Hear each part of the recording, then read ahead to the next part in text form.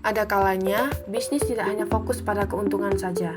Dalam dunia bisnis, etika memainkan peran krusial dalam membangun kepercayaan dan integritas perusahaan. Apabila ada perusahaan melakukan suatu pelanggaran etika bisnis, maka akan berdampak buruk pada reputasi perusahaan dan kepercayaan konsumen. Berikut adalah beberapa kasus-kasus pelanggaran etika bisnis yang pernah terjadi. Contoh pertama kasus pelanggaran etika bisnis di bidang teknologi informasi adalah kasus desain logo sebuah aplikasi bernama Prepper. Hal ini dipermasalahkan oleh perusahaan teknologi yaitu Apple karena dianggap terdapat kesamaan pada bagian logo. Jadi, Prepper adalah perusahaan berbasis aplikasi yang menyediakan layanan terkait resep makanan yang dirilis di Play Store pada 18 Oktober 2017. Prepper memiliki logo berbentuk buah pir dengan satu daun di kanan atas. Perselisihan berawal ketika sebuah perusahaan induk Super Healthy Kids mengajukan untuk mendaftarkan merek dagang pada logo aplikasi Prepper perusahaan. Dalam sebuah unggahan, pengembang aplikasi mengatakan Apple keberatan dengan logo perusahaan tersebut. Pihak Apple mengklaim bahwa pir yang digunakan terlalu mirip dengan logo Apple. Padahal, kata Prepper sendiri merupakan anagram dari kata kerja prepare yang berarti menyiapkan. Lalu, pada Agustus 2020, perusahaan Apple melayangkan tuntutan untuk aplikasi Prepper terkait penciplakan logo, dan juga menuntut pemilik aplikasi Prepper untuk mengganti logo mereka. Apple menyatakan bahwa logo pir tersebut dapat menyebabkan delusi dan membingungkan konsumen.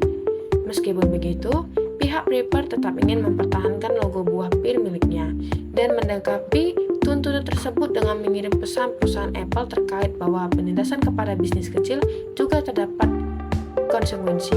Tindakan yang dilakukan pihak Prepper untuk mempertahankan logo dengan berpetisi Save the Pir di situs Change.org, lebih dari 20.000 orang menandatangani petisi tersebut sebagai bentuk dukungannya terhadap Prepper.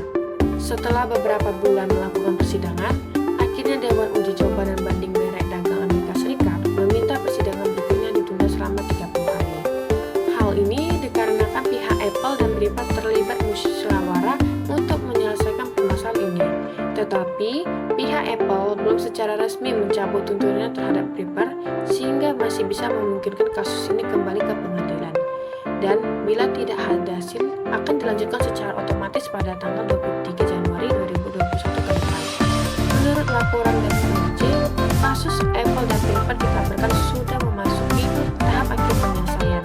Meskipun pihak Apple belum mengkonfirmasi apapun, sehingga masih belum dapat dipastikan 100% untuk penyelesaian kasus pelanggaran itu, tetapi pihak Prepper telah sepakat untuk mengubah desain logo tersebut.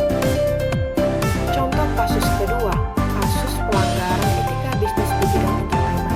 Beberapa waktu lalu, sempat viral lagu yang diciptakan selebgram yang bernama Keke yang berjudul Keke Bukan Boneka yang menuai kontroversi lantaran dianggap sangat mirip dengan karya milik Rini Wulandari atau Rini Idol, yaitu lagu berjudul Aku Bukan Boneka. Pasalnya, ada bagian lagu Keke Bukan Boneka yang mirip dengan lagu Rini Wulandari yang berjudul Aku Bukan Boneka yang dirilis pada 2007 silam. Bahkan, beberapa praktisi hukum mengangkat bicara mengenai pelanggaran KKI terhadap hak cipta lagu Aku Bukan Boneka yang dipopulerkan Rini Wulandari. Mereka bersependapat bahwa KKI telah melakukan pelanggaran undang-undang hak cipta. Bukan hanya melodi di bagian awal lagu, tetapi di bagian rap dan tempo kecepatan lagu. KKI dalam iramanya sangat mirip dengan lagu yang dibawakan oleh Rini Wulandari. Akibatnya, video musik KKI, Keke Bukan Boneka, sempat di-take-down oleh YouTube. Meskipun KKI telah mengajukan permohonan maaf kepada Rini Wulandari, namun kasus ini belum sepenuhnya selesai. Perang argumentasi masih memanas di antara kedua pihak yang berseteru. Bahkan setelah sempat terkena take-down, video lagu TKKI akhirnya tayang kembali dan dapat diakses melalui YouTube. Contoh kasus ketiga, kasus pelanggaran etika bisnis di bidang keuangan. Kasus Enron adalah salah satu skandal bisnis terbesar dalam sejarah Amerika Serikat. Pada awal tahun 2000-an, perusahaan energi terkemuka Enron Corporation mengalami kebangkrutan yang mendadak dan menyebabkan kerugian finansial yang besar bagi para investor, pekerja, dan masyarakat luas. Skandal ini mengungkap praktik akuntansi yang salah dan manipulatif yang dilakukan oleh manajemen Enron untuk menyembunyikan kerugian dan memperindah laporan keuangan perusahaan. Salah satu praktik manipulatif yang paling mencolok dalam skandal Enron adalah penggunaan entitas khusus yang disebut Special Purpose Entities. Enron menggunakan SPES untuk menyembunyikan hutang perusahaan dan memanipulasi laporan keuangannya. Pada tahun 2001, kebenaran tentang praktik manipulatif Enron mulai terungkap. Seiring dengan runtuhnya harga saham Enron, kecurigaan terhadap praktik akuntansi yang tidak jujur mulai muncul. Pada bulan Oktober 2001, Enron secara resmi mengumumkan kebangkrutan dengan hutang mencapai lebih dari 31 miliar dolar. Skandal Enron mengakibatkan dampak yang luas. Ribuan pekerja Enron kehilangan pekerjaan mereka dan para investor kehilangan kepercayaan pada pasar keuangan dan praktik bisnis. Kasus ini juga memicu pertanyaan serius tentang efektivitas badan pengawas dan regulasi di Amerika Serikat. Setelah skandal ini terungkap, beberapa eksekutif Enron diadili dan dihukum atas kejahatan keuangan yang dilakukan.